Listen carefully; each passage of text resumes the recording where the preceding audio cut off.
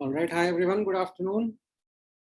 Good afternoon, sir. Good afternoon, sir. Good afternoon, sir. कैसा रहा good afternoon weekend? Good afternoon sir. Sir अच्छा था। ठीक था अच्छा था। सर अच्छा था। अच्छा था, रिलैक्स करा काफी। सर पढ़ा भी काफी। हाँ सर, सर बहुत सारा नोट्स लिखने का था। अच्छा। सर आपने रिलैक्स किया क्या वीकेंड को? मेरा थोड़ा ज्यादा ही रिलैक्स हो गया। ज्यादा रिलैक्सेशन में मैंने अपने आप को इंजर कर लिया। क्या हो गया सर? क्या हो गया सर? अरे ऐसे ही मस्ती मस्ती में मैंने दोस्त को कंधे पे उठा लिया। अरे अरे सर ये तो अभी क्या उसका शादी वादी होने वाला है, तो उसके पहले वी लाइक हैविंग ऐसे गुड फन।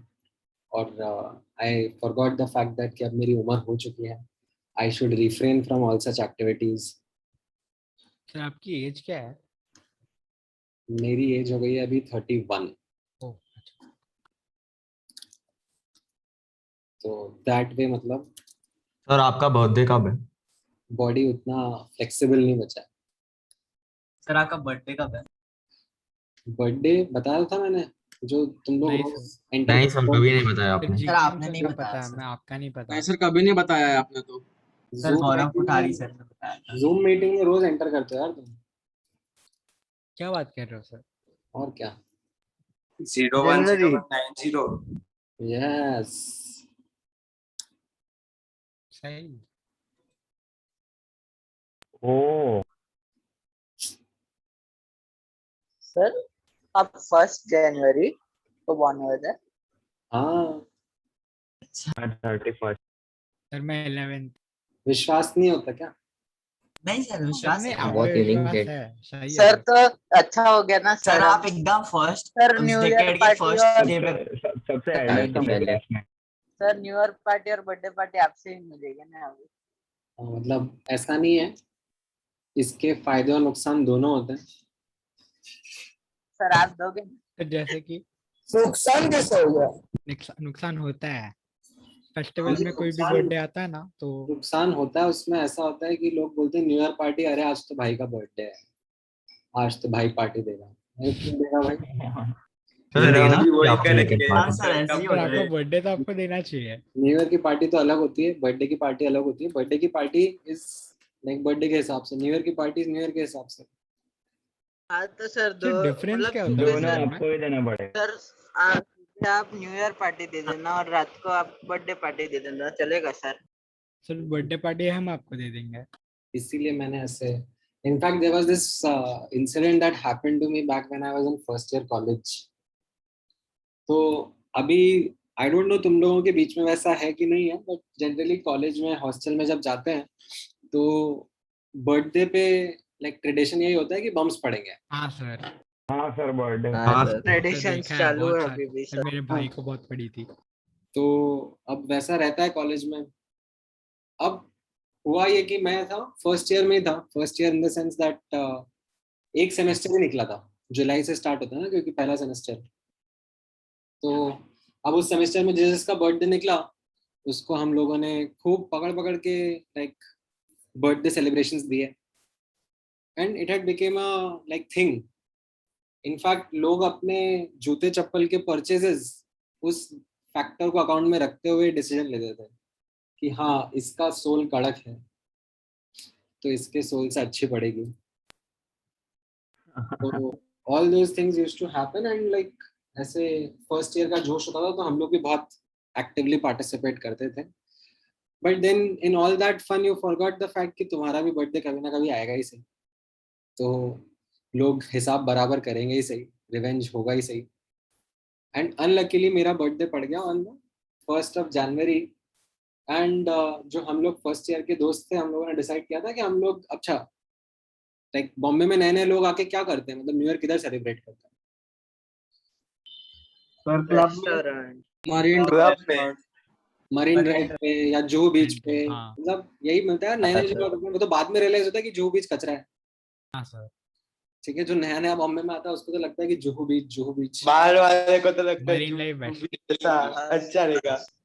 वो बाद में पता पड़ता है कि Juhu beach is like one of the dirtiest places that is there. उसका पानी और उसका काला पानी। तो एनीवेज अब हम लोग फर्स्ट ईयर का बर्थडे मना रहे हैं जुहू बीच पे। एंड लाइक आई थॉट कि मेरे लिए एडवांटेजेस है इन द सेंस कि हम लोग बाहर आए हुए हैं तो बाहर थोड़ा ना ये सब हरकतें करेंगे। ये तो सब मतलब ऐसे हॉस्टल की अंदर की चीजें थी। But then one of my friends was like वैसे very proactive. They were like कि भाई आज तो मतलब बहुत अच्छे से बर्थडे बनेगा। And then what happened was that ये 2-3 लोग मेरे मतलब मुझे पकड़ने के लिए like they approach toward me. And I was like कि ये तो ओपन है, भागा जा सकता है, तो मैं भागने लगा। एंड मेरा दोस्त दूर से चिल्लाता है ऐसे, चोर चोर चोर भाग रहा है। And then Bullshit. तो लाइक वो मेरे दोस्त को छोड़ के आसपास के लोग भी ऐसे हो गए, कौन भाग रहा है। And then I was like कि नहीं नहीं नहीं, अब मैं नहीं भाग सकता। अगर मैं अब भागा तो दोस्तों के अलावा मुझे इन जनरल पब्लिक से भी पड़ेगी। तो that was something unfortunate that happened, that मुझे ऐसे वॉलंटरीली फिर मैंने उन लोगों को थोड़ा मनाया कि यार ऐसे पब्लिक में अच्छा नहीं चलता यार, अपन हॉस्टल चलेंगे, मतलब मैं खुद आऊंगा तुम्हारे रूम पे आ जाऊंगा, तुम लोग बोलोगे। बट यस सर तो आपको एंड में मार पड़ी क्या हॉस्टल में? ऑफ कोर्स, ऐसे कैसे नहीं पड़ेगी मतलब। इनफैक्ट इनफैक्ट ऐसा भी हो जाता था क्योंकि आईआईटीज में जनरली क्या होता है, लड़कियां वगैरह तो कम होती हैं। तो गलती से अगर किसी एक आध ने गर्लफ्रेंड बना ली फर्स्ट ईयर में, तो उसकी गर्लफ्रेंड के बर्थडे के दिन भी उसको पढ़ते थे। ये कैसा सिस्टम है सर? सर ये कौन सा ये नया सिस्टम है सर। सर अपने बर्थडे में भी खाओ, उसके बर्थडे में भी खाओ, मतलब हाँ, सोशल जस्टिस। सर अगले दिन बर्थडे हुआ तो हाँ सर, ब्रेकअप कर लो बर्थडे के पहले। वो ऐसे काउंट पे नहीं होता ना मतलब। और बोलना आसान है तुम्हारे लिए, जब खुद पे करना होगा तब देखना। सर आपको 2 बार सर आप बर्थडे फिर सर आप बर्थडे सर आपका एक्सपीरियंस था, मतलब मिला था आपको वो दिन पर भी? नहीं, मैंने मारा था, मैंने लोगों को मारा है। मतलब भड़ास काट दो कि क्यों बनाई गलती। हाँ, और क्या। एनीवेज चलो, let's come back to our topic at discussion, जो कि हम लोग पिछले 2 लेक्चर से खत्म करने की कोशिश कर रहे हैं, बट तुम लोग मुझे खत्म करने दे नहीं रहे हो। Periodic properties. अब इसमें अच्छा, आप लोगों ने टेस्ट के हिसाब से तैयारी करना शुरू कर दिया है? हाँ सर। Yes sir sir. आप एडवाइस करो ना कैसे प्रिपेयर करना। तो इसमें आप लोगों को सबसे इम्पोर्टेंट तो यही रहेगा that you will have to practise these questions. Booklet के होंगे या डीपीपीज के होंगे, इन अ मैनर जैसे मैंने आपको बताया था, दैट टेस्ट देना उस तरीके से पहले अटेम्प्ट में ही करेक्ट हो जाने चाहिए। ठीक है, मैं आपके साथ में अभी 1-2 प्रैक्टिस पेपर भी शेयर कर दूंगा, तो वो भी आप लोग इसी तरीके से ट्राई करना, that you are giving it like a test only.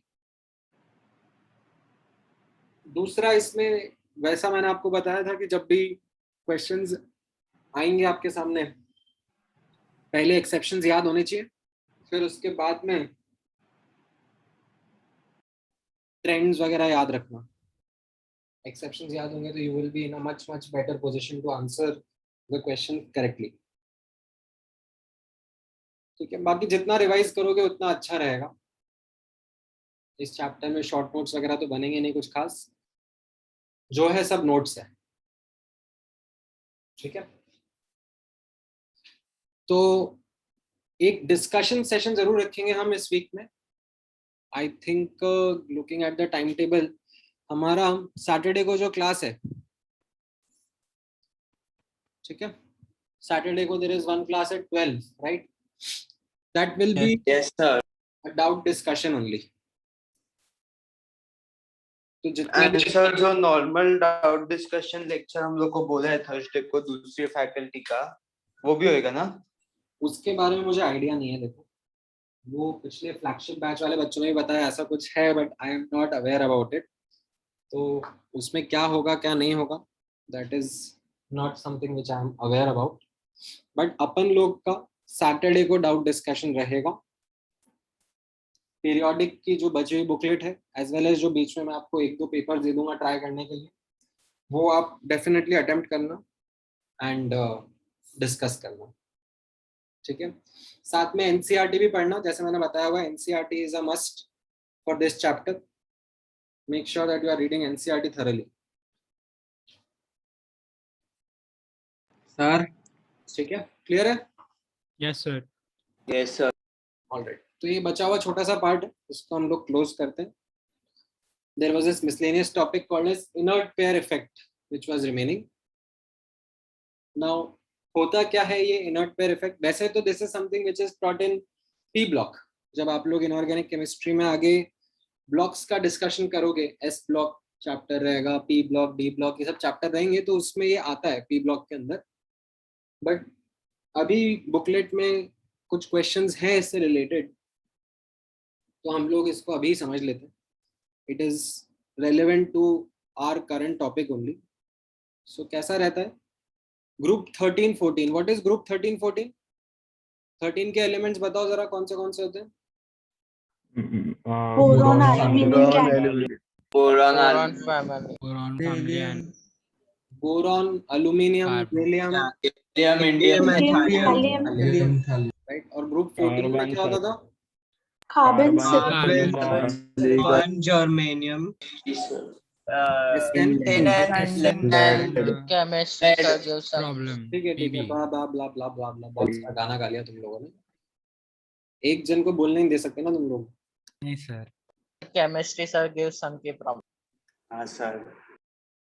So group 13-14 and to some extent in group 15 also, ठीक है, although group 15 में इतना prominent नहीं है ये, but group 13-14 में ये काफी prominently observe होता है that down the group elements, ठीक है, जो down the group elements होते हैं, they show a reluctance towards participation of NS electrons in bond formation due to poor shielding of 4f electrons. ये जो ग्रुप 13 होता है, इसके वैलेंस शेल का कॉन्फ़िगरेशन याद है क्या होता है? NS2 NP1। Yes, sir. Yes sir. NP1. ऐसे ही ग्रुप 14 में होगा NS2 NP2। NP2. Yes sir. Yes, sir. Yes sir, and NS2 What is- NS2 NP3. हाँ, तो ये जो पॉइंट है, ये जो स्टेटमेंट है, वो ये कहना चाह रहा है दैट इन ग्रुप 13 और ग्रुप 14 के जो एलिमेंट्स हैं down the group, like lower in the group, they show a reluctance towards participation of the NS electrons because of poor shielding of 4f. Poor shielding of 4f causes increased Z effective, which does not want these NS electrons to participate in bond formation. Now example के through समझने की कोशिश करना, थोड़ा और अच्छे समझ में आ जाएगा। तो जैसे ये ग्रुप 13 और ग्रुप 14 के एलिमेंट्स हो गए, इसमें जो डाउन द ग्रुप एलिमेंट्स हैं, लास्ट वाले जो एलिमेंट्स हैं, एक में थैलियम और एक में पीबी, राइट? तो ये एक्चुअली 6th पीरियड हो गया है कि नहीं? Thallium and PB are in 6th period. तो 6th पीरियड में यहाँ पर इनके पहले क्या होता है? 4f इलेक्ट्रॉन्स भरे होते हैं, है ना? 4f इलेक्ट्रॉन्स इनके अंदर पुअर शील्डिंग करके क्या शो करते हैं? That because of that poor shielding ZF increases. Effective nuclear charge increase हो जाता है, एंड एज अ कॉन्सिक्वेंस ये जो NS2 इलेक्ट्रॉन्स है, दे don't really participate in bond formation. ठीक है, तो जैसे यहाँ पर है कि जो थैलियम है, फॉर एन एग्जांपल यहाँ पर नोटिस करना, thallium would want to show a valency of +1 rather than +3। ठीक है, टिपिकली कैसा रहेगा? ये जो एलिमेंट्स है, बोरॉन, एल्यूमिनियम, ये सब कैसी वैलेंसी शो करते हैं? They tend to show +3, right?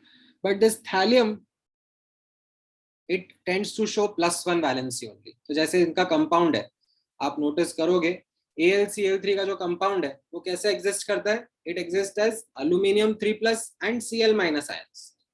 But ये जो TlI3 कंपाउंड है, thallium iodide, this actually is found to be existing in the following manner. It exists as Tl+1 ion and I3- ion. Okay, so this is something that we observe for thallium, and you can again understand the reason is that thallium does not want to show +3 oxidation state. It does not want these NS2 electrons to participate in bond formation. ऐसा observation इसके अगले group में भी मिलता है. यहाँ right hand side पे आप नोटिस करना, राइट हैंड साइड पे PbO2 जो कंपाउंड है, PbO2 में कैसा है, Pb+4 स्टेट में है, बट Pb को पसंद नहीं है +4 स्टेट में रहना. क्यों? यहाँ पे आप नोटिस करना, Pb जो है, it acts as a strong oxidising agent. Oxidising agent मतलब क्या होता है, सामने वाले को ऑक्सीडाइज करना, यानी कि खुद रिड्यूस हो जाना, राइट? तो ये खुद +4 से बहुत इजीली, बहुत रेडिली +2 स्टेट में चला जाता है, राइट? तो ये Pb को भी क्या है, Pb को भी ये जो 2 इलेक्ट्रॉन्स है ये अपने पास ही रखने हैं. It does not want these NS2 electrons to participate in bond formation. It wants to keep those NS2 electrons with itself.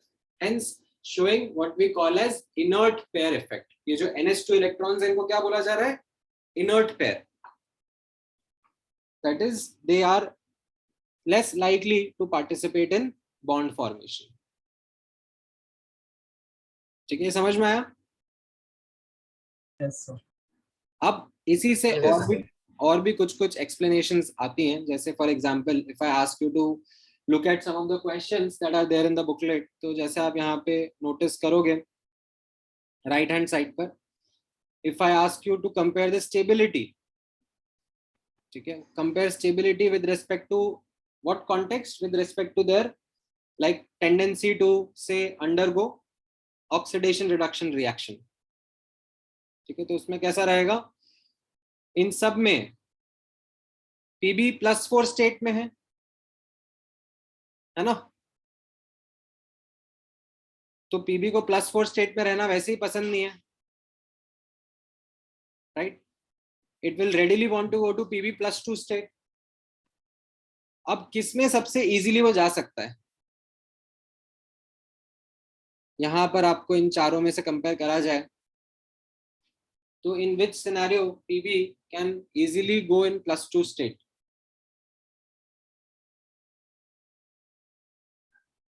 तो यहाँ पर आपको एक अंडरस्टैंडिंग इस तरीके से समझ में आएगी that फ्लोरीन जो है that is still highly electronegative. तो वो तो फिर भी क्या करेगा, Pb के दोनों इलेक्ट्रॉन्स को, जो NS2 इलेक्ट्रॉन्स उनको फिर भी खींच के बॉन्ड फॉर्मेशन में लाने की कोशिश कर पाएगा. PbF4, fluorine being highly electronegative is able to pull the NS2 electrons of Pb in bond formation. But PbI4 में iodine में कहाँ इतना दम है? Iodine will not be really able to maintain or get the 2 electrons, the inert pair electrons of Pb in bond formation. So if I ask you to compare their stability, PbI4 will be the least stable one.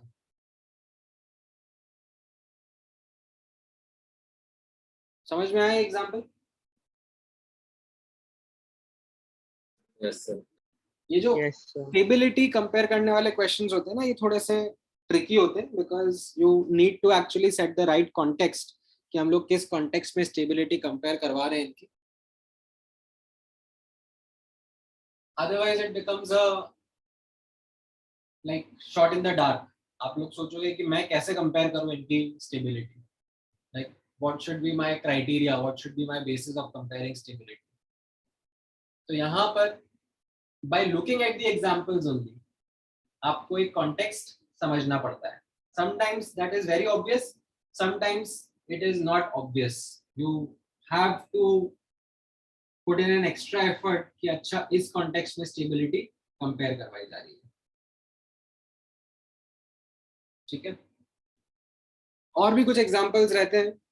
जैसे यहाँ पर अगर हम लोग देखेंगे tendency to show +1 state, तो इसमें क्या हो जाएगा, थैलियम ज्यादा टेंडेंसी शो करेगा +1 स्टेट शो करने की, वेयर एज जो बाकी एलिमेंट्स हैं इन द सेम ग्रुप वो +3 टेंडेंसी, +3 ऑक्सीडेशन स्टेट शो करने की टेंडेंसी रखेंगे। ठीक है, ये समझ में आया आपको इनर्ट पेयर इफेक्ट क्या रहेगा? Yes sir. तो इसका reason poor shielding of 4f electrons है। या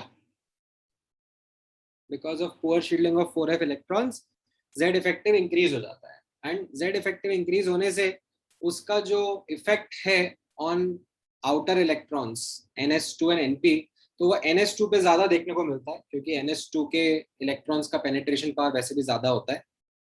तो NS2 के electrons are like held by its own nucleus. Thallium अपने न्यूक्लियस से इन NS2 इलेक्ट्रॉन्स को ज्यादा अच्छे से होल्ड कर पाता है, rather than making them participate in bond formation, rather than giving them or exchanging them, sharing them. Okay sir. ठीक है, अब ये टेंडेंसी ग्रुप 15 में कौन सा एलिमेंट शो करना चाहिए अगर हम लोग देखें तो? लेड। ग्रुप 15 में ओ अच्छा, bismuth. right? So bismuth also tries to like show something of a similar nature, but like there are very select examples, of very few examples which you will find for bismuth. Major यहाँ पर ये impact किस पे दिखता है? Thallium पे और lead पे। ठीक है, तो ये इनर्ट पेयर इफेक्ट क्लियर है? Yes sir. Yes sir. ठीक है, देन एक और लास्ट टॉपिक डिस्कस कर लेते हैं। This is called as diagonal relationship. ठीक है, this is like one of those topics जो आप लोगों ने जूनियर क्लासेस में भी पढ़ा हुआ होगा। ठीक है, it is not something which is a new thing to you, but what happens is that in second row and third row, ठीक है, second period sir bridge elements के नाम से पढ़ा था ये। हाँ, तो we find like elements to show properties similar to elements not in their same group but in the adjacent group. Okay, so we find lithium to show properties which are very similar to magnesium. We find beryllium to show properties which are very similar to aluminium, and boron to show properties which are quite similar to silicon. So this kind of a relationship is like not found anywhere else in the entire table. This kind of relationship is found in this region only, and was or is given the term diagonal relationship. Now there are some rules, or not rules actually, there are some reasons that have been like highlighted, although not very convincing reasons, not very like sharp pinpointed reasons to establish that why these elements show similar properties.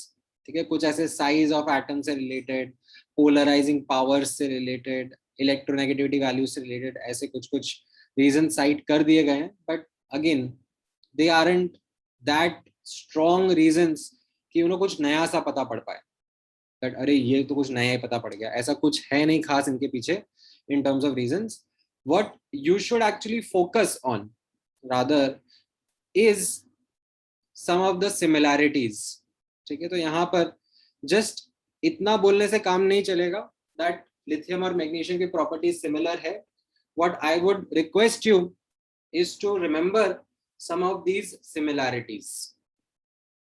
ठीक है, so यहाँ पर आप ये similarities ध्यान से notice करना, and questions आपको reverse manner में पूछे जा सकते हैं।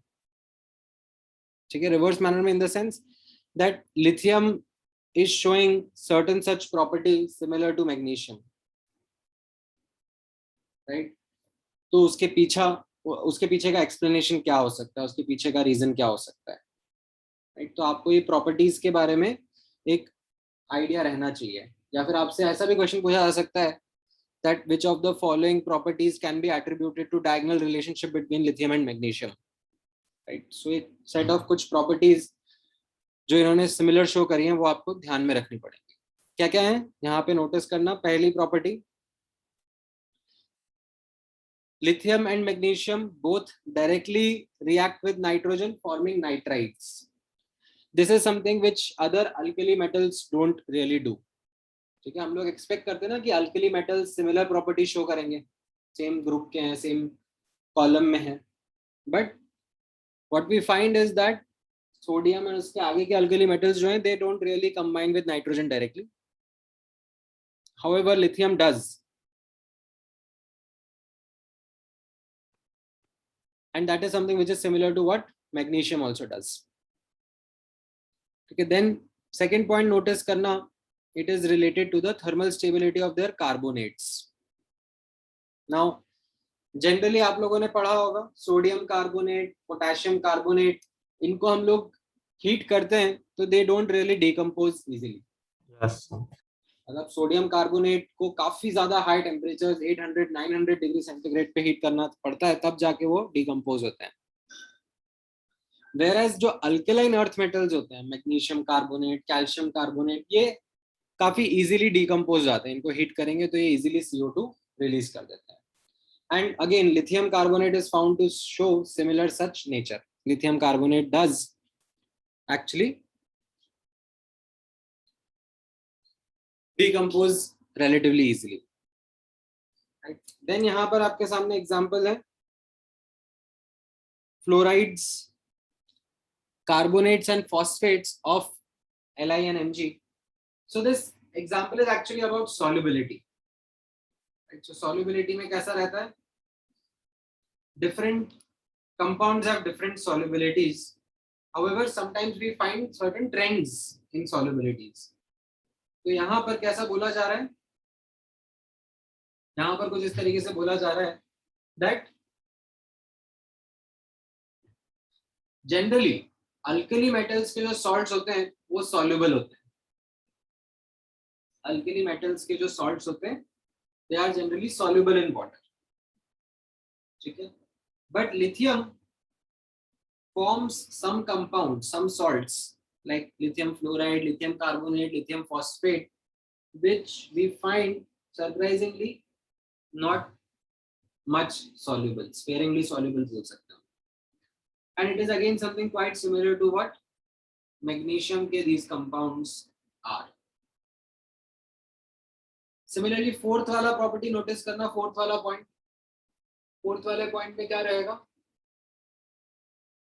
It is about the basic nature of the hydroxides. तो alkali metal के hydroxides are strong base in nature, NaOH, KOH ये सब strong base होते हैं, but lithium hydroxide is in fact a weak base, similar to what magnesium hydroxide is. ठीक है, then the fifth and the sixth point they are actually like kind of same only, that alkali metals are generally soft in nature, but lithium is relatively hard. It is similar to magnesium in terms of its metallic bond strength as compared to the other alkali metals. ठीक है, इतना समझ में आया आप लोगों को? Yes, sir. ठीक है, ध्यान में रखना है आपको ये पॉइंट्स. देन ऐसे ही बेरिलियम और एल्यूमिनियम के बीच में भी सिमिलैरिटीज होती हैं. अभी के लिए आप सिर्फ इतनी एक सिमिलैरिटी ध्यान में रख लो, बेरिलियम एंड एल्यूमिनियम के oxides both are amphoteric in nature. बाकी और सिमिलैरिटीज भी रहेंगी, वो बाद में आएंगी जब आप एस ब्लॉक पी ब्लॉक पढ़ोगे. अभी के लिए lithium magnesium was good enough for you to remember. ठीक है, इतना याद रख पाओगे? Yes, sir. Yes, sir. Yes, sir. Sir रखना ही पड़ेगा, ऑप्शन थोड़ा दे रहा हूं मैं. All right, so this finishes off your chapter of periodic properties in terms of the important points that we wanted to cover. अब हम लोग थोड़े से quick NCERT based questions practice करना चाहेंगे. ठीक है, just to understand कि आप लोगों ने कितनी NCERT पढ़ी है इस चैप्टर में. All right, शुरू हो जाओ. हाँ, कुछ डाउट पूछना है आपको? वो ऊपर वाले टेबल क्या दिखाना चाह रहा था? ऊपर वाले टेबल में वो मतलब वो क्या दिखा रहा है कि रिलेशन बिटवीन डायगोनल रिलेशन दिखा रहा है रेडियस में. हाँ, मतलब वो साइज वगैरह जैसे बता रहा था कि सिमिलर साइज है ओके एटम्स और आयंस का, तो that is kind of responsible for this diagonal relationship. Sir तो टेबल याद करना है? नहीं, जस्ट दिखाने के लिए दिखा दिया मैंने. मतलब वो क्वेश्चन स्क्रॉल लिखा सकते हो. ठीक है. हाँ, आप लोग ये क्वेश्चंस फटाफट ट्राई करते जाओ. Which of the following predictions were as per the Mendeleev's periodic table?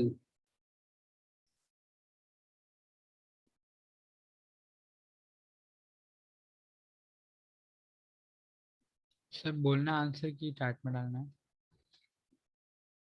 Sir first का सर फर्स्ट का डी है ना. डी है. फर्स्ट का डी. फर्स्ट का डी है. हाँ सर डी है. All right. सर ये तो नॉर्मल पीरियोडिक टेबल से ही पता चल जाता है. हाँ सर. जिसका नीचे है मतलब. Right. So, Eka boron was. और एक एल्यूमिनियम. Aluminium is gallium. एक एल्यूमिनियम में गैलियम. ये गलत हो गया. हाँ sir. Yes sir. Yes, sir. Aluminum was gallium. Then Eka silicon was germanium. Yes sir. Then एक का Eka magnesium manganese was technetium, not the Yes, other sir. way around. ठीक है. तो 2 and 3 यानी कि डी ऑप्शन करेक्ट हो गया. Sir and 2 का ए है. तो 2 का हाँ सर. और टू का ए ये. है. Yeah. हाँ ए है. ए है. और इसका 58 है. कैसे Third का करते हैं? इसमें 58. सेकंड वाले में सेकंड का ए है. लाइक वन के लिए 1 मतलब उन उन उन निल जीरो निल उनियम. वन नेल वापस एंड बीएम. उनियम. उन सर फर्स्ट वाला ना. नील ए सर. सर ये है. ए ऑप्शन बैठ रहा है. सर 58. 58. राइट. सो ट्रांजिशन सीरीज में अपन ने नोटिस किया था लैंथेनम वाला यस वो एक्सेप्शन 57 आता है डी ब्लॉक में. और उसके बाद जो Li which is z equal to 57 is part of D block. D block. No, but lanthanum is considered to be a part of inner transition series ना. मतलब उसके properties. नहीं, D block में बोलते हैं. सर डी ब्लॉक में है sir, Fourth लेकिन का उसके properties inner transition elements से similar है ना. Properties D और F block के ऐसे कुछ खास अलग नहीं है. They are both like primarily metals only. So तो lanthanum is part of transition elements only ना. Yeah. Okay sir. फोर्थ का डी है. D है सर option. डी है. डी है. Which of the following is not correct बोला है. हाँ सर. Oxides हाँ, of sir. alkali metals are D sir. Correct है. D. are acidic. तीनों neutral है. हाँ सर. न्यूट्रल है. सर न्यूट्रल है. ये नहीं ये amphoteric है. हाँ H2O सर. is नहीं amphoteric. ऊपर वाला. Sir H2 amphoteric. It can react with acids as well as bases. Yes sir. ठीक है. But CO, NO and N2O these are neutral. Neutral. Neutral. ठीक है.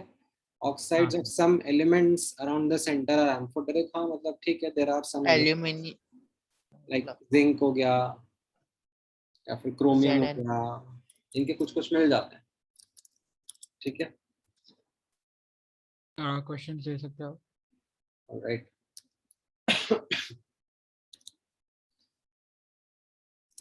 ये वाले क्वेश्चन बताओ इनका आंसर्स.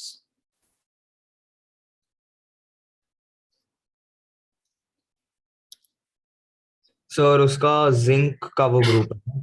ग्रुप 12. तो 12. 12. Yes sir. चैट पे सब चैट पे बताते जाओ.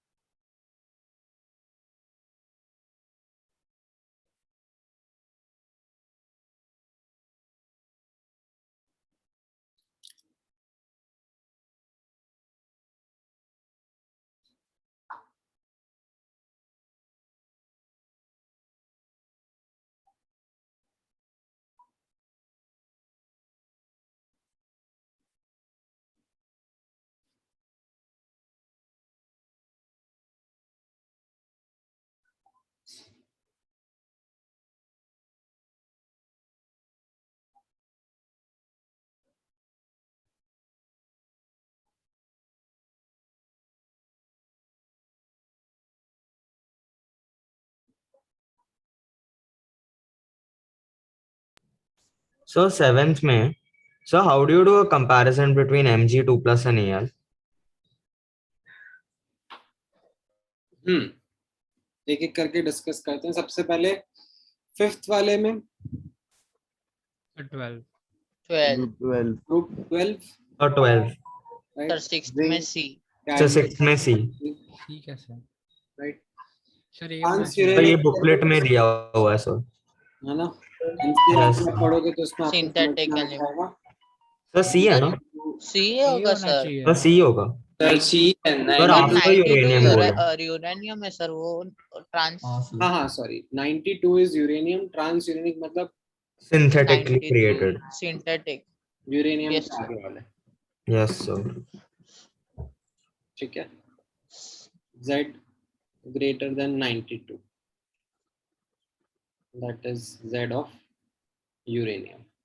सर MgAl और Mg Al Mg2 plus Al3 plus. अब इस वाले में आप यहाँ पर इतना तो बोल ही सकते हो that Mg और Mg2 plus में Mg बड़ा है. Mg बड़ा होगा obviously. बड़ा है. राइट. देन आप Al और Al3 plus में Al Al बड़ा होगा. AL. और Mg2 plus और Al3 plus में Mg2 plus. Mg2 plus और Al3 plus में भी आप बोल सकते हो Mg2 plus बड़ा है. Mg2. Yes हाँ sir. सर. आपने पढ़ा है ये. Yes sir. Iso electronic Electronic. Examples होते हैं, है ना.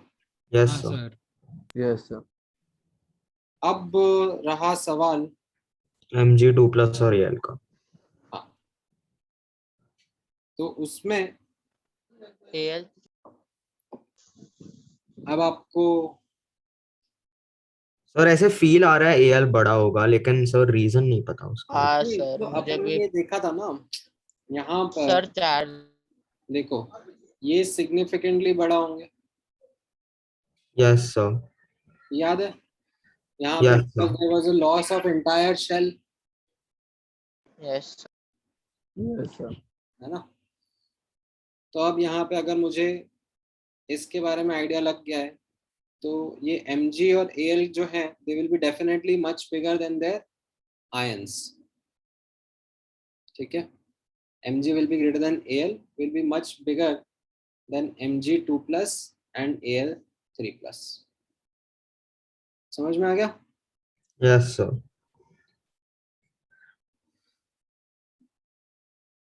All right. सर हाँ बोलो. सर समझा नहीं. By AL is greater than Mg2 plus मैं समझा नहीं सर. यहाँ पर कॉन्फ़िगरेशन देखो ना. 1s2 2s2 2p 6 3s2 3p1, right. और यहाँ पर क्या हो रहा है, पूरा का पूरा शेल ही उड़ गया, यस सर. राइट. तो पूरा का पूरा शेल उड़ने से साइज में सिग्निफिकेंट अंतर आ जाएगा. Okay sir, got it.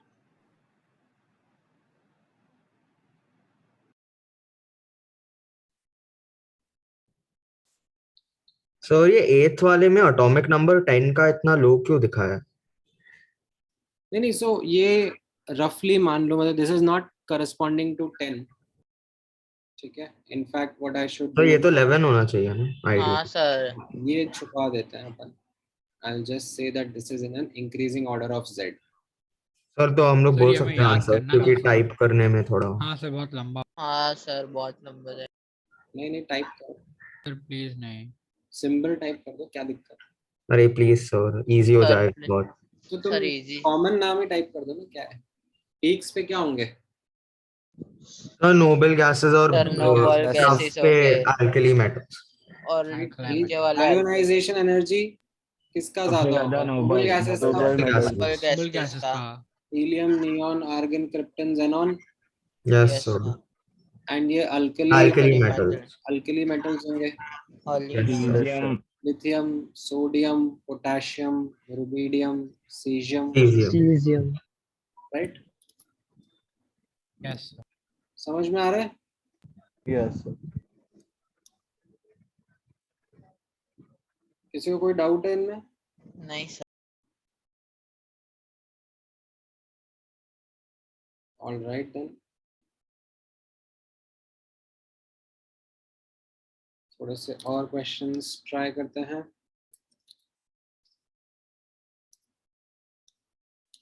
इनका क्या रहेगा answer?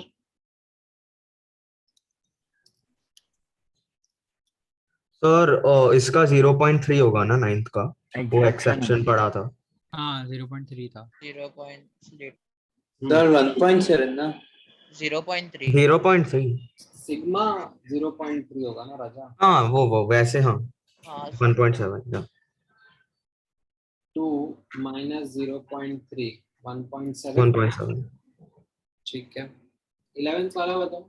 Sir in the booklet I read कि it's applicable for all 1s वाले इलेक्ट्रॉन्स, तो फिर when we are calculating it for other elements तो हम लोग को वो यूज करना है क्या? 0.35 करना है या 0.3? अच्छा ओके सर, बस हीलियम के लिए।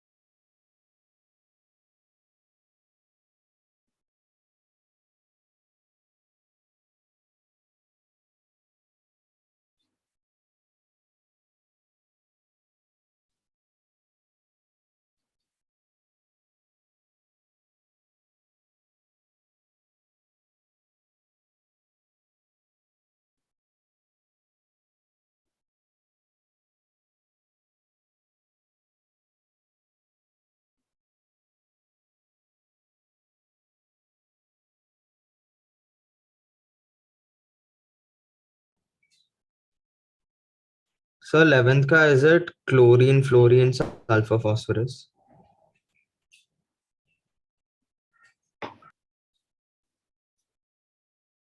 All right, compare electron affinity. Right, तो इसमें हम लोगों को क्या लिखना पड़ेगा? सर क्लोरीन का मैक्सिमम होगा इसमें से तो। Yes, तो sir. हमें पहले सिलेक्टिव कंपैरिजंस देख लेते हैं। क्लोरीन का फ्लोरीन से ज्यादा तो है ही सही, और सल्फर का फास्फोरस से ज्यादा। ठीक है। बाकी phosphorus, sulphur and chlorine they are in the same period only, ये भी इस तरीके से रहते हैं। हाँ sir. Yes sir. Yes, sir. Right, तो अब अगर मुझे कंपैरिजन करना रहा तो लाइक फ्लोरीन का करना पड़ेगा सल्फर वगैरह से। सर सल्फर का ऑक्सीजन से ज्यादा है और फ्लोरीन का भी ऑक्सीजन से ज्यादा है, तो फिर उसमें ऐसे। हाँ, तो अब हम थोड़ा सा अटक तो रहे हैं कि क्या करना पड़ेगा। सर क्योंकि इसमें कोई ऐसे रीजन ही नहीं है ना, किसके बेसिस पे क्लासिफाई करेंगे। हाँ, मतलब I सर can फास्फोरस का हम definitely- लोग वो यूज कर सकते हैं क्या कि वो सबसे कम होगा बिकॉज इट्स गॉट अ मतलब NP3 वाला कॉन्फ़िगरेशन। मतलब मैं हाफ फील्ड कॉन्फ़िगरेशन है सर। हाँ, तो हाँ वही बोल तो रहा उसका हूँ सबसे कम होगा। कि फ्लोरीन का सबसे ज्यादा है और फ्लोरीन सॉरी फास्फोरस का सबसे कम है। ठीक है, this is something which I can very safely से। ठीक है, इसमें वो हाफ फिल्ड कॉन्फ़िगरेशन रहता है। अब मुझे सल्फर और फ्लोरीन के बीच में तो एक कुछ कैलकुलेटेड सा गैस ही लेना पड़ेगा। फ्लोरीन बड़ा। तो फ्लोरीन लग रहा है ज्यादा बड़ा Fluorine बड़ा होगा। होगा. राइट, फ्लोरीन और सल्फर के बीच में sir based on the electronegativity values ऐसे मतलब कुछ बोल सकते हैं क्या उसके बेसिस पे? इलेक्ट्रोनेगेटिविटी के बेसिस पर तो दैट्स I प्लस En/2 ना, तो फिर क्लोरीन का ज्यादा है तो मतलब फ्लोरीन का ज्यादा है तो उसका फिर आयोनाइजेशन एनर्जी भी तो ज्यादा हाँ है। सर वही मतलब समझ में नहीं आ रहा है अभी कैसे करेंगे। तो इस सर फ्लोरीन का इलेक्ट्रॉन अफिनिटी ज्यादा है। सॉरी माय बैड, कुछ नहीं sir. is there something that we can think of which can come to our rescue, या तुक्का ही मारना पड़ेगा? सर आपको पता है? सर तुक्का मारते हैं सर, मैं तो बोल रहा हूँ फ्लोरीन होगा। तो फ्लोरीन हाँ लगाएगा। सर फ्लोरीन होएगा, फ्लोरीन ही होएगा क्योंकि सर लग रहा है सर halogen बहुत कुछ पता नहीं क्यों होगा लेकिन लग रहा है फ्लोरीन ही होगा। तो क्योंकि फ्लोरीन को सिर्फ एक ही इलेक्ट्रॉन चाहिए स्टेबल ऑक्टेट बनाने के लिए ना, तो वो ये सबको एक ही चाहिए सर, फ्लोरीन नहीं होगा क्योंकि सर वो बहुत सर वो अट्रैक्ट लाइक उसकी शील्डिंग भी ज्यादा होगी ना, तो क्लोरीन होगा आई थिंक।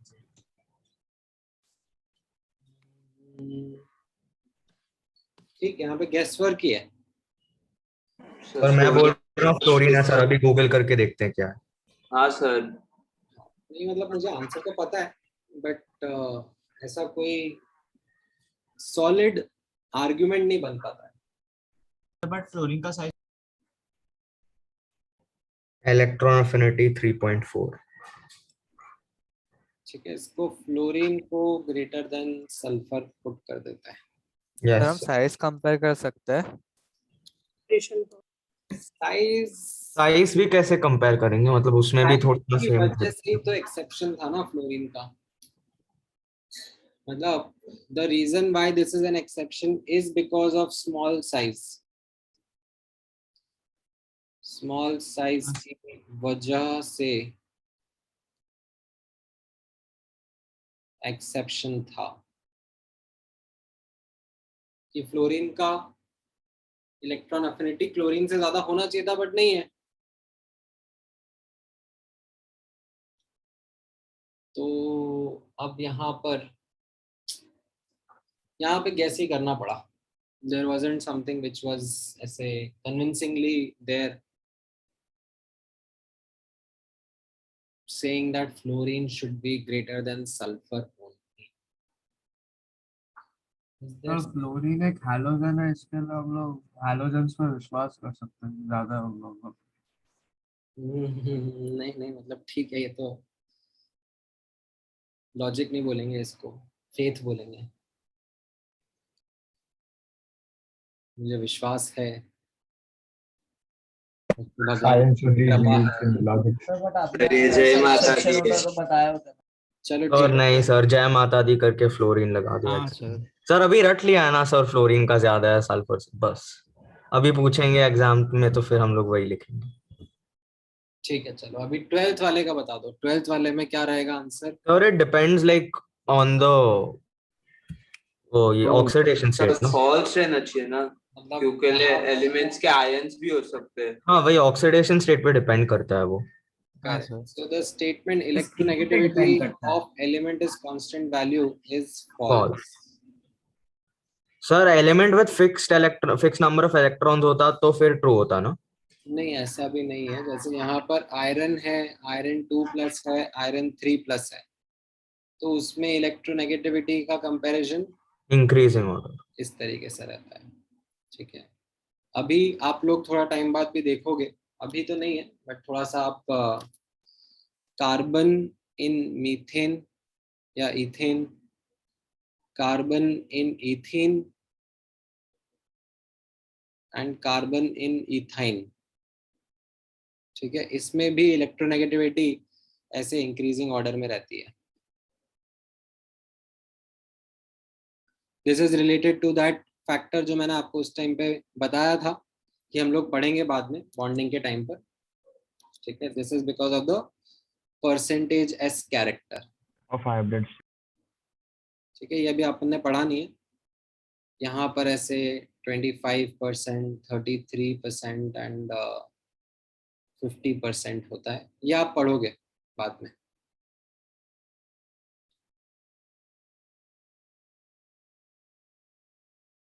ठीक है, सो एक एलिमेंट की electronegativity would also depend upon how it is bonded. ठीक है, इज दिस क्लियर? ओके, अब एक दो क्वेश्चंस और ट्राई करो। चलो ठीक है, ये वाला क्वेश्चन बता दो।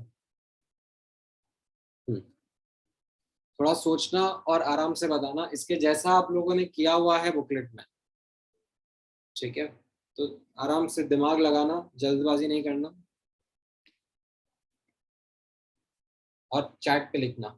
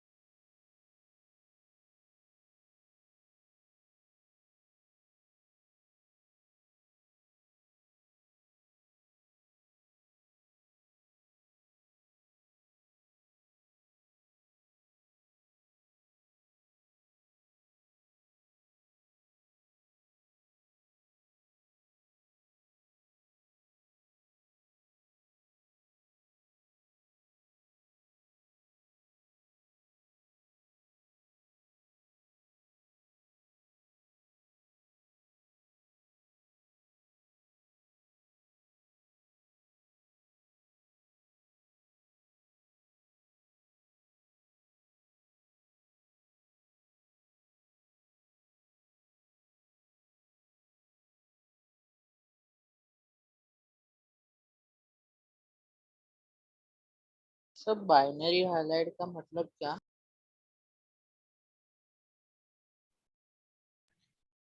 बाइनरी तो मतलब हैलोजन के साथ रिएक्ट करके सॉल्ट बनाते हैं। लाइक एक लिखा है ना बाइनरी हाइलाइट, मतलब जो उसका फॉर्मूला होगा वो MX2 टाइप का होगा, मतलब जो मेटल है वो +2 वैलेंसी शो करता है, that is what is. Sir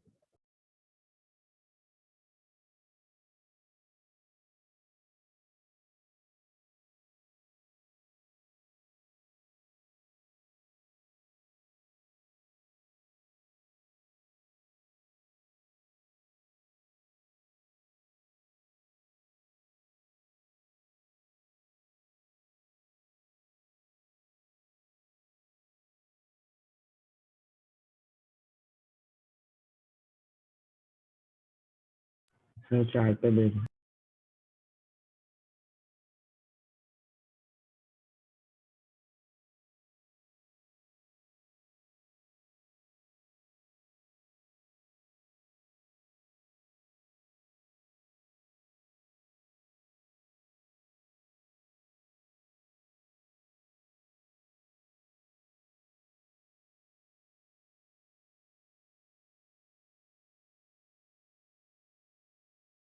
alright, सो क्या क्या आ रहा है यहाँ पर? Least reactive element is coming out to be E।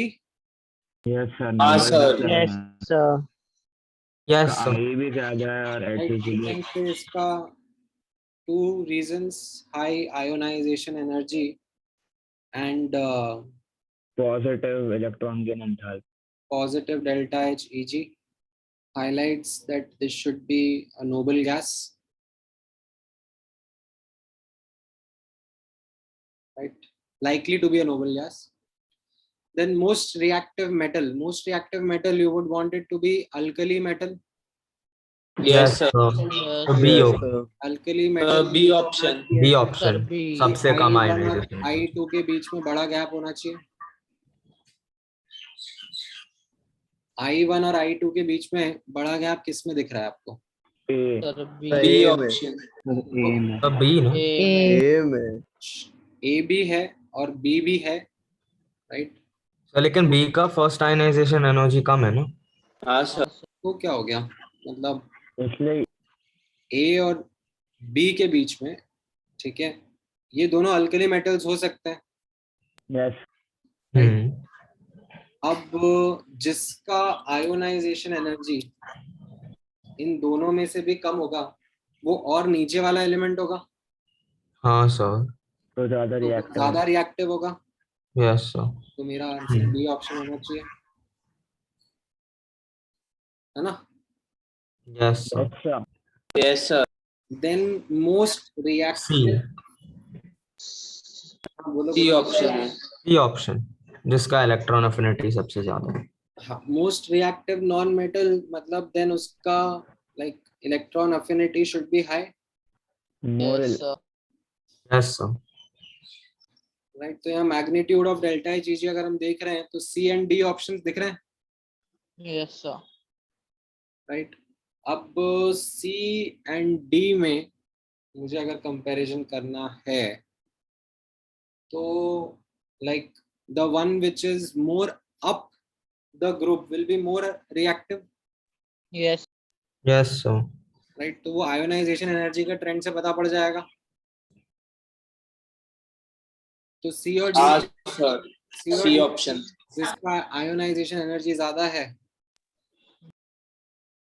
वो मेरा ज्यादा रिएक्टिव नॉन मेटल हुआ। सर हम लोग डायरेक्टली डेल्टा एच ईजी से नहीं बोल सकते हैं क्या?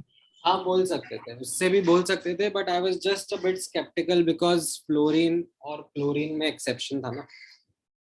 सर लेकिन अल्टीमेटली तो उसी पे डिपेंड करता है ना। नहीं नहीं, reactive non metal, the most reactive non metal answer is fluorine only. ओ अच्छा सल्फर। सर लेकिन वो क्यों है फिर अगर क्लोरीन का इलेक्ट्रॉन अफिनिटी ज्यादा है तो? हाँ सर। इलेक्ट्रोनेगेटिविटी ज्यादा है ना फ्लोरीन का, that is what happens in the combined state ना। Electronegativity is a better measure of metallic non ionic. हाँ हाँ हाँ। अच्छा okay sir. Electron affinity was ठीक है, it was more about addition of electron in isolated atom, but I would say that electronegativity is a better judge of metallic and No, non-metallic. but then that will be for which will form the most ionic compound, no? Reactive तो जिसका ज्यादा electron affinity है वो होगा ना? नहीं नहीं,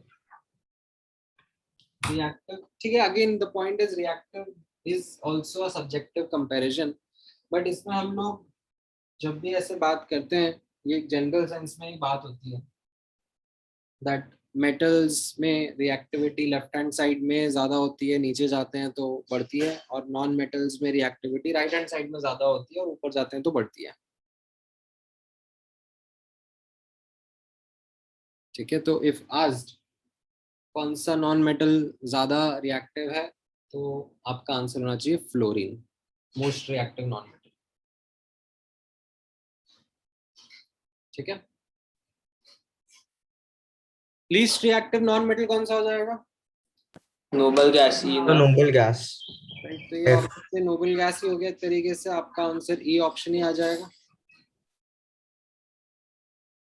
and then lastly आपसे पूछा जा रहा है which of the following can form stable binary halide. So यानी कि इसमें I should say less gap between IE1 and IE2.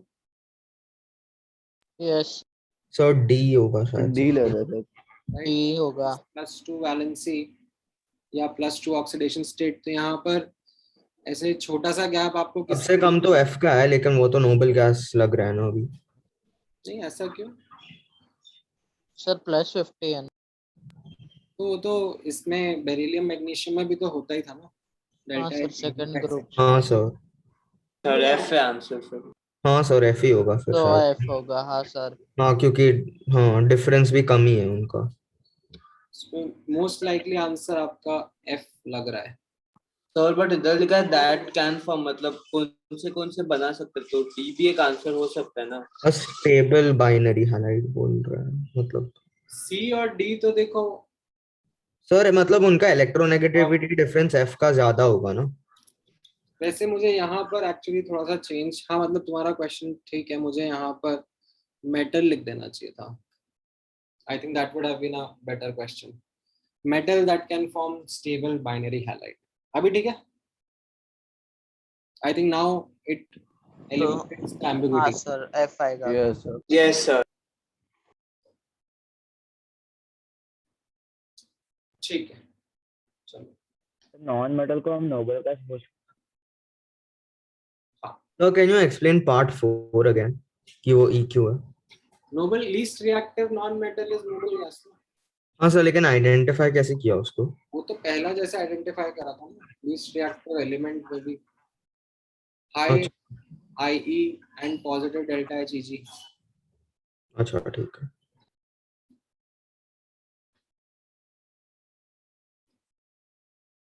Alright, चलो. मार्क ट्रू एंड फॉल्स फटाफट. सर चैट में कि बोलना. चैट में डाल दो. नहीं सर, सर बोलते हैं ना सर प्लीज चैट में, मतलब चैट.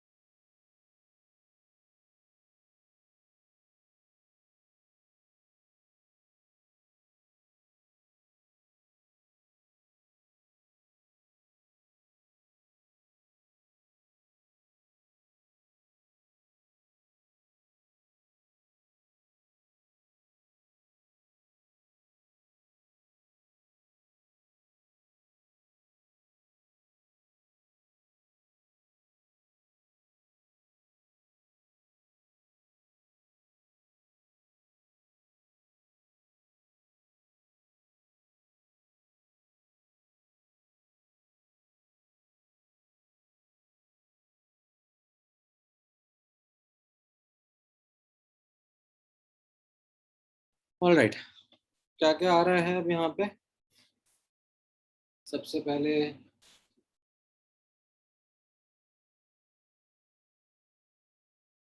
आंसर देख लेते हैं यहाँ पर. Answer is all of them are true, none of them is false. ठीक है. तो हम लोग को कैसे पता कि टेक्नीशियम या वो क्या टेलेरियम ये क्या बोलते हैं आर्टिफिशियल है कि नहीं? टेक्नीशियन ही है, तो इसलिए तो मैं कह रहा हूँ ना, एनसीईआरटी पढ़ने से पता पड़ेगा. That was the point of this question. Sir, but we know na after number 92 we have transuranic elements. हाँ, तो you know, that is why you are able to tell that this is true. तो सारे true है. अच्छा, boron भी liquid non metal है. Sorry, boron का नाम. सो सीजियम लिक्विड मेटल है क्या? हाँ हाँ. mercury, gallium, cesium, these are classified under liquid metal category. Then iodine is a non-volatile solid. Lightest metal is lithium. Heaviest iridium, tungsten. Heaviest metal तो osmium होता है ना? हाँ सर. क्या पढ़ रहे हैं? सो ऑस्मियम होता है ना हेवीएस्ट मेटल तो? क्या पढ़ रहे हैं अपन? एनसीईआरटी. एनसीईआरटी में क्या लिखा है? ठीक है सर. ठीक है, तो फाइन ट्यूनिंग करनी पड़ेगी ना अपने को. W is tungsten, no? W is tungsten. ये तो आई थिंक ये तो आपने सारे बता दिए होंगे. लाइक ये तो हम लोगों ने बेस्ड ऑन पीरियोडिक प्रॉपर्टीज भी गेस कर सकते हैं. So, but at least electropositive, positive metal, why won't it be fluorine, helium, sir? Metal नहीं, एलिमेंट पूछ. इलेक्ट्रोपॉजिटिव, ये जो इलेक्ट्रोपॉजिटिव इलेक्ट्रोनेगेटिव टेंडेंसी है, right, this is something which we talk in the context of elements in bonded state. अच्छा, okay sir. Noble gases वगैरह बनाते ही नहीं है. Okay sir. ठीक है, ये समझ में आया? Yes, sir. क्या समझ में आया इससे? एनसीईआरटी पढ़ना. एनसीईआरटी ही पढ़ो, ये चैप्टर एनसीईआरटी पढ़ना है. चलिए तो सर आप पेपर बना रहे हो क्या? हाँ, इस बार सर आप पेपर बना रहे हो? समझ बना प्लीज. देखते हैं अभी. चलो, ये वाला क्वेश्चन का आंसर करो. सर इसका तो बी है. सर भी. Yes, sir. सर ये तो पता है हम लोग को. हाँ, ये बुकलेट में है of course. Question Yes, sir. Get a good man. ठीक है, लेकिन अब इसमें एसबीओ का क्वेश्चन 40. मैं आपको थोड़ा सा एक हिंट दे देता हूँ. ठीक है, सोचने के लिए. अब आप मुझे फिर क्रिटिकली सब ऑप्शंस एनालाइज करके बता सकते हो. इसमें मैंने आपको एक पीस ऑफ इंफॉर्मेशन जो कि क्वेश्चन में मिसिंग है वो मैंने दे दिया है. दैट ये जो ऑक्सीडेशन एनर्जी है, दिस इज एंडोथर्मिक. एंडोथर्मिक मतलब this is delta H positive. ठीक है, इसमें एनर्जी अब्सॉर्ब होती है. And this can be actually written down as a combination of these 3 steps: sublimation, ionisation and hydration. ठीक है, ये इतना मैंने हिंट दे दिया आपको. अब आप इन हिंट्स के बेसिस पर ऑप्शंस को ज्यादा अच्छे से समझ पाओगे और आंसर दे पाओगे. ठीक है, ट्राई करो. I will seek an explanation option by option.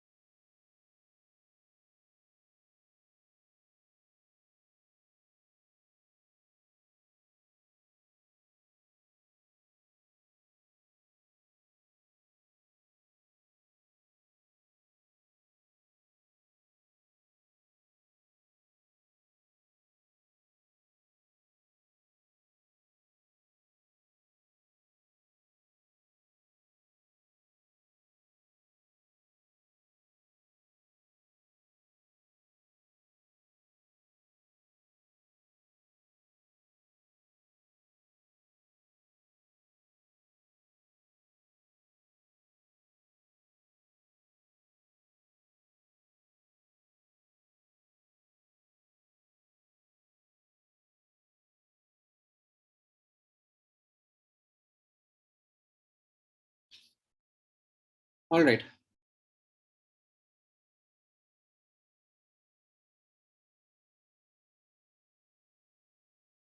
सो यहाँ पर you understood the hint that was given in the question, that ये जो process है of going from Li solid to Li plus aqueous, which we are calling as oxidation, can be broken down into these three parts: sublimation, ionization and hydration. Right? पहले Li solid से Li gas जा रहा है, इसमें हमेशा heat absorb भी होती है, तो इसका डेल्टा एच पॉजिटिव है. देन Li गैस से Li प्लस गैस हम लोग बना देते हैं, इससे आयोनाइजेशन कहते हैं, इसमें हमेशा हीट अब्सॉर्ब होती है, तो इसका भी डेल्टा एच पॉजिटिव है. And then that Li plus gas is made Li plus aqueous, that is what we are calling as hydration, and इसमें हमेशा हीट रिलीज ही होती है, इसका डेल्टा एच नेगेटिव रहेगा. राइट, बिकॉज द ऊपर वाला first equation can be written as a sum of the second, third and fourth. We can write that delta H oxidation is positive. Like question में बोला जा रहा है that this is positive and this is equal to delta H sublimation plus delta H ionization plus delta H hydration. Now right hand side पे you have some positive terms and negative terms, but left hand side is positive only. तो I can say that right hand side पर जो positive वाले terms हैं वो dominate कर रहे होंगे, है कि नहीं? ऐसे बोला जा सकता है.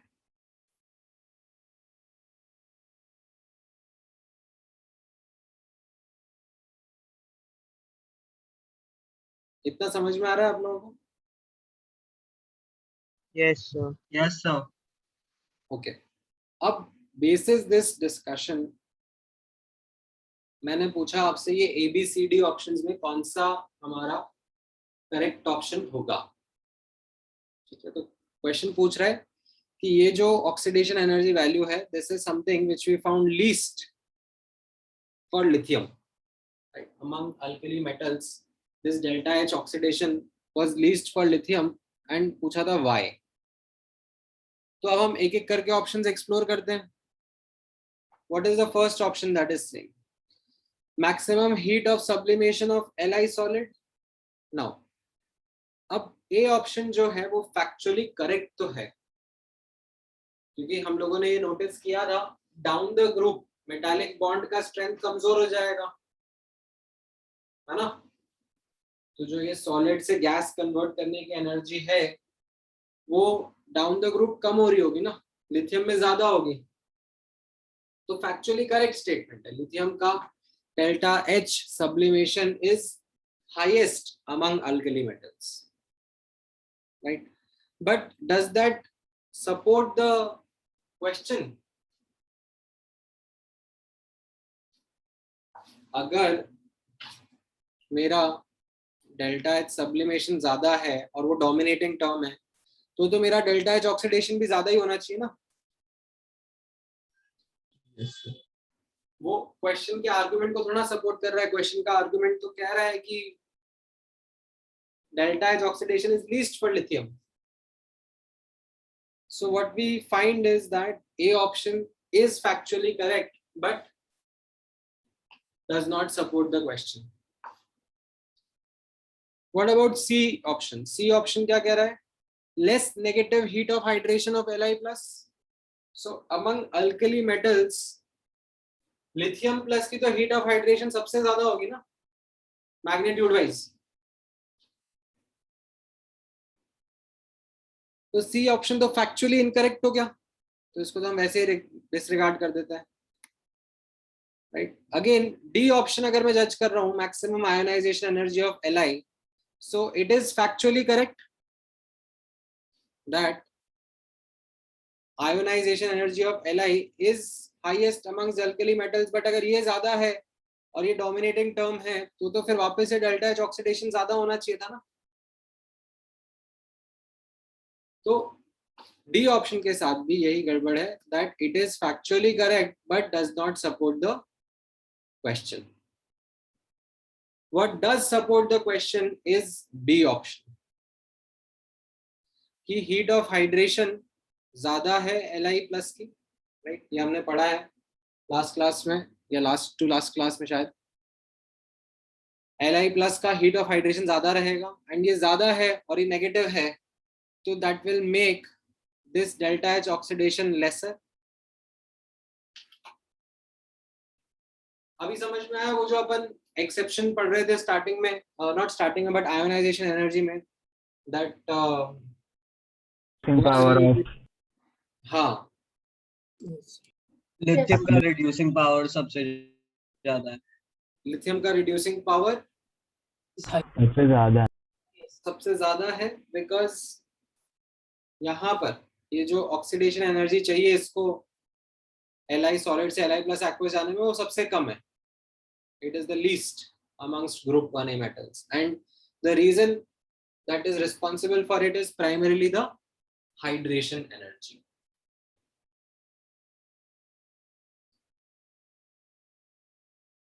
ठीक है. So what happened over here is यहाँ पे notice करना, हम लोगों ने एक macroscopic property, एक large chemically physically observed property like this oxidation phenomena, इसको हमने break down करा into certain fundamental properties, certain fundamental phenomena like sublimation, ionization, hydration, इनका combination है ये. And based upon that we understood that what factor would be playing an important role in the overall trends. ठीक है. So ये काफी difficult question है, काफी thought invoking question है, but इसमें booklet में जो दिया हुआ था ना उसमें ये चीज नहीं mention करी. This should have been mentioned that this oxidation energy is positive sign. This is something which is like an energy required. ठीक है. समझ में आया ये क्वेश्चन भी? अब कैसे करना था? Yes sir. Sure. All right. So ये मैं आज के लिए कवर करना चाह रहा था. Periodic properties chapter is now complete. Next class we will start with chemical bonding, and on Saturday we will discuss doubts of periodic properties का booklet. बचा हुआ जितना भी है complete कर लेना. बीच में मैं एक दो assignment भेज दूंगा, वो भी try कर लेना. सर केमिकल बॉन्डिंग के बाद कौन सा चैप्टर है? Gaseous state. ओह अच्छा. ठीक है. Bye sir, thank you sir. हाँ हाँ. किसी को कुछ क्वेश्चन पूछना है? Anyone wants to ask anything? और मुझे वो जो आपने डाउट लेक्चर में 13 क्वेश्चन का था उस पर वापस डाउट है, मतलब मेरे को समझा ही नहीं कैसे करने का. मैंने ट्राई किया था वापस. डाउट लेक्चर में ये वाले डाउट. हाँ सर, जी एडवांस का. जी एडवांस का ये वाला? नहीं सर 13 नहीं, एक मिनट सर, या तो 12th या 13th था सर, दोनों में से एक करो को मैंने मार्क किया. ये वाला सर वो इफ द कॉम्प्रिहेंशन टाइप में, सॉरी सर, पैसेज वाला. पैसेज वाले में? हाँ सर, वो आपने बोला था ना एसएनएस वाला एक है ये. Yes sir. हाँ क्वांटम नंबर वाला. हाँ. तो सर इसमें ऐसा पूछा है ना, how many elements greater than would be there if quantum number greater than n is not allowed. Yes sir. तो ये n है, इसके आगे अलाउड नहीं है. हाँ सर. तो हम इसको और इसके पहले वाले क्वांटम नंबर के हिसाब से कितने एलिमेंट्स हो सकते हैं वो देख लें. हाँ सर. तो अगर क्वांटम नंबर 1 है तो उसके करस्पॉन्डिंग 2 इलेक्ट्रॉन भरे जा सकते हैं, तो 2 एलिमेंट्स हो गए ये. फिर अगर क्वांटम नंबर 2 है तो उसके करस्पॉन्डिंग मैक्सिमम कितने इलेक्ट्रॉन भरे जा सकते हैं? 2n² that is 8. Yes sir 8. Right. तो ये और 8 एलिमेंट्स हो गए. तो इन सबका एडिशन में करते जाऊंगा तो मुझे टोटल एलिमेंट्स पता पड़ जाएंगे ना. हाँ सर. बस तो वही करा है. अब ये जो 2 + 8 + 18 till 2n² जो है ये आपको करना अभी आता नहीं है, आपको सिखा देंगे थोड़ा टाइम बाद. Okay sir. सर सर इसमें हम लोग n की वैल्यू सब्स्टिट्यूट भी कर सकते हैं ना, कोई भी एक। हाँ मतलब आपको चाहिए तो आप n का वैल्यू सब्स्टिट्यूट करके भी कर सकते हो आंसर, ठीक है, ऑल्दो आपको बाद में सिखाएंगे भी सही, ठीक है। I think that is a shorter faster convenient method. n का वैल्यू सब्स्टिट्यूट करो, चेक कर लो, मतलब से n का वैल्यू 1 है तो उससे आप चेक कर लो, या 2 चेक कर लो, 3 चेक कर लो, आपके लिए वो भी आसान हो जाएगा। सर मुझे एक डाउट था। हाँ सर ऊपर जा सकते हो, थोड़ा इसके ऊपर ही है क्वेश्चन। हाँ सर, इस क्वेश्चन में एनालिसिस थोड़ा डिफिकल्टी होता है, मोस्ट रिएक्टिव लीस्ट रिएक्टिव में थोड़ा डिफिकल्टी हो रही है, कैसे जज करते हैं? हाँ, तो वही अपन ने आज प्रैक्टिस किया ना वापस से एक और एग्जांपल के थ्रू। हाँ सर, मतलब उसमें भी थोड़ा डिफिकल्टी हो रहा था सर। हाँ हाँ, तो आज अपन ने क्या सीखा, अगर मुझे यहाँ पर जज करना था अल्कली मेटल है, राइट, मोस्ट रिएक्टिव मेटल मतलब अल्कली मेटल है, तो उसमें क्या चीज देखनी चाहिए? आई देखना चाहिए सर, I1 एंड I2 का डिफरेंस, है ना। I1, लेट्स से I1 तो छोटा होना ही चाहिए, हाँ सर। राइट। उसके अलावा एक और क्या फीचर होना चाहिए कि I1 और I2 के बीच का गैप स्मॉल होना चाहिए। Yes sir. सॉरी, स्मॉल का बोल रहा हूँ, बड़ा होना चाहिए, लाइक I2 सिग्निफिकेंटली बड़ा जंप हो जाना चाहिए ना। हाँ यस सर, 1 वैलेंस इलेक्ट्रॉन। तो वो चीज अब आप नोटिस करोगे कि इनमें किस ऑप्शन में ऐसा दिख रहा है। Yes sir. आपको ये एलिमेंट ई समझ में आ रहा है? हाँ। तो ये आपका आंसर हो गया, ठीक है। यस वैसे sir. Most reactive non metal क्या रहना चाहिए? सर इसका most reactive non metal, so it gains electrons very easily, है ना। सो डेल्टा एच ई जी हाई होना चाहिए मैग्नीट्यूड वाइज। Yes sir. तो एक तो ये हो गया, है ना। हाँ सर। उसके अलावा अगर कहीं और कंफ्यूजन हो रहा हो तो हम सोचते हैं, बट यहाँ पर आई थिंक काफी कन्वीनियंटली एक ही ऑप्शन दिख रहा है ऐसा होते हुए। हाँ सर, लास्ट। राइट, तो ये एफ वाला आपका आंसर हो गया, राइट। अगर लेट्स से इनमें कंपटीशन हो रहा होता तो मैं क्या सोचता कि मोस्ट रिएक्टिव नॉन मेटल वो होता है जो कि ग्रुप में ऊपर की तरफ होता है। Yes sir. तो मैं बोलता उसका ऊपर वाला जो एलिमेंट है उसका आयोनाइजेशन एनर्जी भी हायर होगा। Yes sir. हाँ। तो वो अगर कंपटीशन में कुछ और आता तो मैं वो जज कर लेता। हाँ sir, by comparing I values, right. हाँ। ओके। लीस्ट रिएक्टिव मतलब नोबल गैस है, नोबल गैस के लिए क्या करना पड़ेगा? सर इलेक्ट्रॉन एफिनिटी पॉजिटिव होना चाहिए, है ना। यहाँ पर आप बोलोगे ऐसे delta H E G is greater than 0, right. Yes sir. यहाँ पर कितने ऑप्शन दिख रहे हैं? ऐसा एक ही दिख रहा है बस, ये ए। हाँ सर। तो आपने मार्क कर दिया। Okay sir, thank you sir, clear हो गया डाउट। सर हाँ, ये चैप्टर के जो एफपीएस के क्वेश्चंस है, जैसे एक्सप्लेन द फॉलोइंग, वैसे क्वेश्चंस एग्जाम में आ सकते हैं क्या? नहीं नहीं Sir, ऐसा कुछ नहीं है। हाँ बोलो बोलो। sir, like in this type of questions, if they are asking for the most reactive metal with the help of electron affinity alone, also like can we do, or we have to refer the ionization energies only? Most क्या पूछा आपने? If you want to find the most reactive metal, like for that first question only, sir. Most reactive metal, तो metal के लिए तो आपका first thought ionisation energy पे जाना चाहिए ना। Why would you think about electron affinity for metals? Sir, because like their electronegativity will be very low in that. Electronegativity और इलेक्ट्रॉन अफिनिटी दो अलग अलग चीजें हैं बाबा। Oh yes, sir. Okay.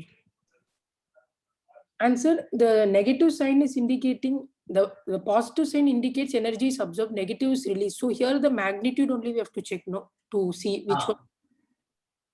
Okay, sir. Sir, and in that one of the questions where you told to compare that size, no, the electron affinity for fluorine and sulfur. हाँ हाँ हाँ, आज जो डिस्कस कर रहे थे अपन। Can we do compare it using penetration power for fluorine and sulfur? Generally मतलब penetration power as a reason हम लोगों ने कहाँ एक्सप्लोर किया था? आयोनाइजेशन एनर्जी में। एंड उसमें भी हम लोगों ने बोला था कि एडजेसेंट एलिमेंट्स के बीच में यूज करना चाहिए उसको, not randomly here and there. Okay, because here also like because we are not getting any reason, like can we use it like? नहीं नहीं नहीं, वो मतलब फिर ऐसा हो जाएगा that I'll be force fitting something. Okay, sir. might not work anywhere else. तो फिर उसका क्या फायदा?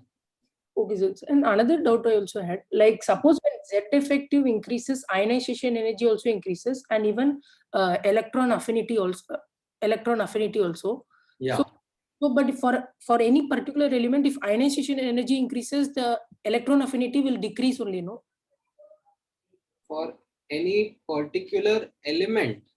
Like if ionization energy is very high, electron affinity will be low only, no? Or हाँ मतलब generally they would be like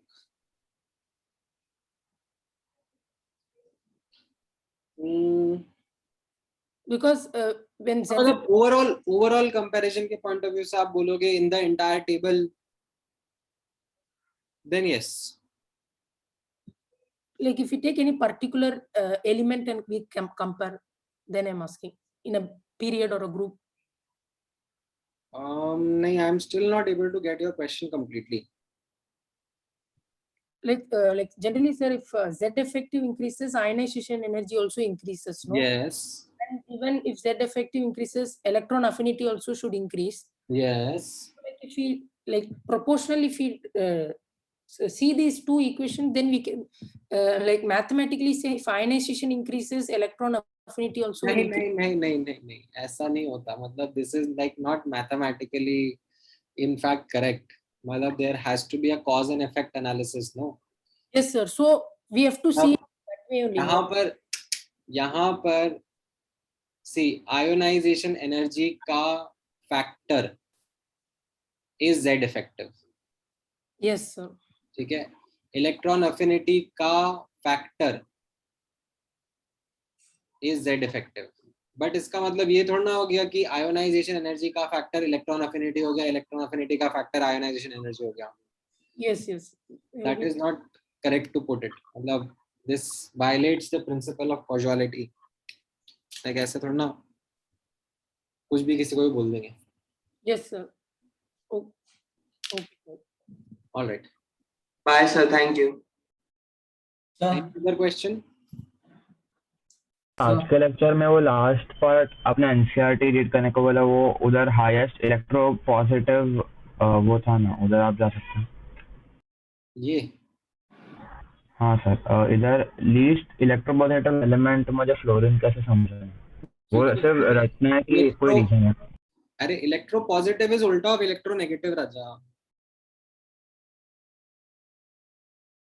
Fluorine is the highest electronegative, no? So it is least electropositive. ओ वैसे, अच्छा okay. Oxidation या reduction में aqua state to conversion जरूरी है क्या? Oxidation या रिडक्शन का जो डेफिनेशन है वो तो गेन और लूज ऑफ इलेक्ट्रॉन है ना? हाँ. तो सर लिथियम का अगर ये हाइड्रेशन एनर्जी बहुत ज्यादा है लेकिन उससे उसका रिड्यूसिंग नेचर में अफेक्ट क्यों आता है? अरे बताया ना, मतलब this entire process of going from Li solid to Li plus aqueous is made up of these 3 steps. हाँ लेकिन सर मैं बोल रहा हूँ कि लिथियम एक्वस नहीं, normal lithium without conversion two aqueous. हाँ तो फिर आपका आंसर नहीं, अगर आप सिर्फ इतना ही बोलोगे, let's say tomorrow I want to talk about its oxidizing nature in gaseous phase. Yes sir. Then आपका आंसर क्या रहेगा? Lithium would be the highest. Yes sir. ये जो ऑक्सीडेशन एनर्जी हो जाएगा वो उसका हाईएस्ट हो जाएगा. It will be the least strong reducing agent. Sir so वो जो आपने लिखवाया था पहले उसमें एक कंडीशन जरूरी है ना कि एक्वस स्टेट में. हाँ लिखा ना क्वेश्चन में राजा, ये यहाँ लिखा ना. नहीं सर, आपने एक बार लिखवाया था करके लिथियम का एक्सेप्शनल है कि उसका रिड्यूसिंग नेचर सबसे ज्यादा है. हाँ वो एक्वस स्टेट के लिए ही वैलिड है. तो वो ही सर डाउट था. Thank you sir. सर वो फ्लोरीन सल्फर वाला क्वेश्चन था, उसमें तो हमने सिर्फ फ्लूक मार के डिसाइड कर लिया कि क्या होगा. अगर ऐसा कोई क्वेश्चन आया तो क्या करेंगे? माता रानी का नाम लेना. अरे सर. और छोड़ देना. Okay sir. तुक्का थोड़ा मारना है. ठीक है चलो. ऑल राइट देन, आज के लिए इतना काफी है. और किसी को कुछ पूछना है?